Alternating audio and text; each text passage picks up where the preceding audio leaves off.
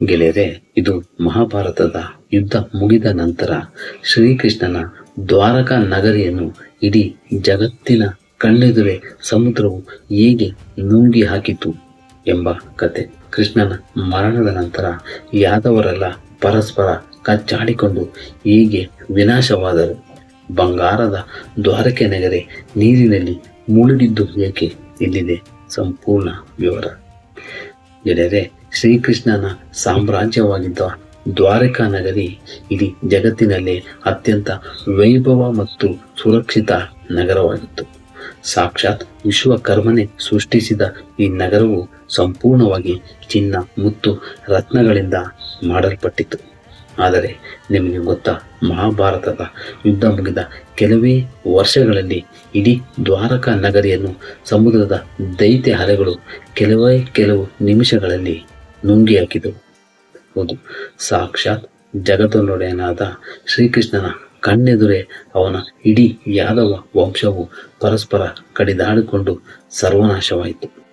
ಕೃಷ್ಣನ ದ್ವಾರಕೆ ನೀರಿನಲ್ಲಿ ಮುಳುಗಲು ಕಾರಣವಾದ ಆ ಭೀಕರ ಶಾಪ ಯಾವುದು?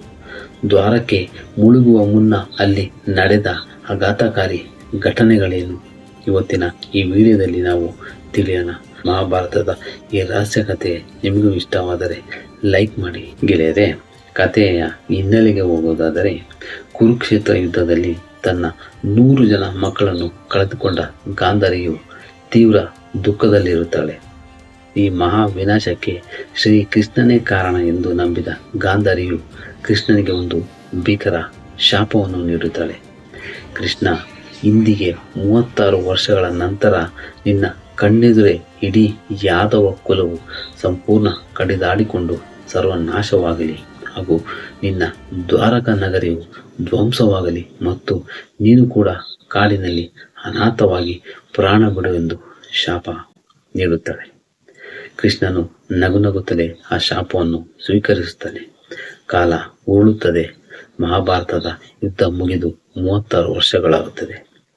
ದ್ವಾರಕೆಯಲ್ಲಿ ಧರ್ಮ ಮಾಯವಾಗಿ ಅಹಂಕಾರ ಎಮ್ಮರವಾಗುತ್ತದೆ. ಕೃಷ್ಣನ ಸಹೋದರರು ಮತ್ತು ಮಕ್ಕಳು ತಮಗೆ ಯಾರು ಸಾಟಿ ಇಲ್ಲ ಎಂಬ ಅಹಂಕಾರದಿಂದ ಪ್ರತಿದಿನ ಮದ್ಯಪಾನ ಮಾಡಿ ವಿವೇಚನೆ ಕಳೆದುಕೊಳ್ಳುತ್ತಾರೆ. ಮುನಿಗಳಿಗೆ ಅವಮಾನ ಮಾಡಿ ಮತ್ತೊಂದು ಭೀಕರ ಶಾಪವನ್ನು ತಂದುಕೊಳ್ಳುತ್ತಾರೆ. ಇಡೀ ಕೃಷ್ಣನ ವಂಶವೇ ಅಲ್ಲೋಲ ಕಲ್ಲೋಲವಾಗುತ್ತದೆ. ಇದೇ ಸಮಯದಲ್ಲಿ ಕೃಷ್ಣನು ಸಹ ಮರಣ ಹೊಂದುತ್ತಾನೆ. ಕೃಷ್ಣನ ಮರಣದ ಸುದ್ದಿ ತಿಳಿದ ತಕ್ಷಣ ಅರ್ಜುನನು ದ್ವಾರಕೆಗೆ ಧಾವಿಸಿ ಬರುತ್ತಾನೆ. ದ್ವಾರಕೆಯಲ್ಲಿ ಕೇವಲ ವೃದ್ಧರು, ಮಹಿಳೆಯರು ಮತ್ತು ಮಕ್ಕಳು ಮಾತ್ರ ಉಳಿದಿರುತ್ತಾರೆ. ಅರ್ಜುನನು ಎಲ್ಲರನ್ನು ಕರೆದುಕೊಂಡು ದ್ವಾರಕೆಯನ್ನು ಬಿಟ್ಟು ಹಸ್ತಿನಾಪುರದ ಕಡೆಗೆ ಹೊರಟು ಹೋಗುತ್ತಾನೆ. ಹೀಗೆ ಅರ್ಜುನ ಮತ್ತು ದ್ವಾರಕೆಯ ಜನರು ನಗರದ ಗಡಿ ದಾಟುತ್ತಿದ್ದಂತೆ ಹಠಾತ್ತಾಗಿ ಸಮುದ್ರವು ಭೀಕರವಾಗಿ ಹರಿಯಲು ಶುರು ಮಾಡುತ್ತದೆ. ಆಕಾಶದ ಎತ್ತರಕ್ಕೆ ದೈತ್ಯ ಅಲೆಗಳು ಏಳುತ್ತವೆ. ಇಡೀ ಜಗತ್ತೇ ಬೆರಗಾಗುವಂತೆ ಅರ್ಜುನ ಮತ್ತು ಜನರ ಕಣ್ಣೆದುರೇ ಸಮುದ್ರದ ಅಲೆಗಳು ಇಡೀ ಬಂಗಾರದ ದ್ವಾರಕಾ ನಗರಿಯನ್ನು ಸಂಪೂರ್ಣವಾಗಿ ಆವರಿಸಿಕೊಳ್ಳುತ್ತದೆ. ಕೇವಲ ನಿಮಿಷಗಳಲ್ಲಿ ಇಡೀ ಭವ್ಯ ನಗರವು ಸಮುದ್ರಗಳ ತಳವನ್ನು ಸೇರಿ ಅರಮನೆಗಳು ನೀರಿನಲ್ಲಿ ಮುಳುಗಿ ಹೋಗುತ್ತವೆ. ಕೃಷ್ಣನ ದ್ವಾರಕೆ ಇತಿಹಾಸದ ರಹಸ್ಯ ಪುಟವನ್ನು ಸೇರುತ್ತದೆ. ಗೆಳೆಯರೆ, ಆಶ್ಚರ್ಯದ ವಿಷಯವೇನೆಂದರೆ, ಇತ್ತೀಚಿನ ಸಮುದ್ರದ ಆಳದ ಸಂಶೋಧನೆಗಳಲ್ಲಿಯೂ ಸಹ ಗುಜರಾತ್ನ ಕರಾವಳಿಯ ಅಡಿಯಲ್ಲಿ ಇವತ್ತಿಗೂ ಆ ಪುರಾತನ ದ್ವಾರಕಾ ನಗರಿಯ ಅವಶೇಷಗಳು ಪತ್ತೆಯಾಗಿದೆ.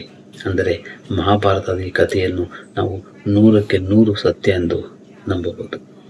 ಗೆಳೆಯರೆ, ಇವತ್ತಿನ ನಮ್ಮ ಈ ಅಪರೂಪದ ಪೌರಾಣಿಕ ಕಥೆಯ ರಹಸ್ಯ ನಿಮಗೇನಾದರೂ ಇಷ್ಟವಾಗಿದ್ದರೆ ದಯವಿಟ್ಟು ವಿಡಿಯೋವನ್ನು ಲೈಕ್ ಮಾಡಿ, ನಿಮ್ಮ ಫ್ರೆಂಡ್ಸ್ನೊಂದಿಗೆ ಶೇರ್ ಮಾಡಿ.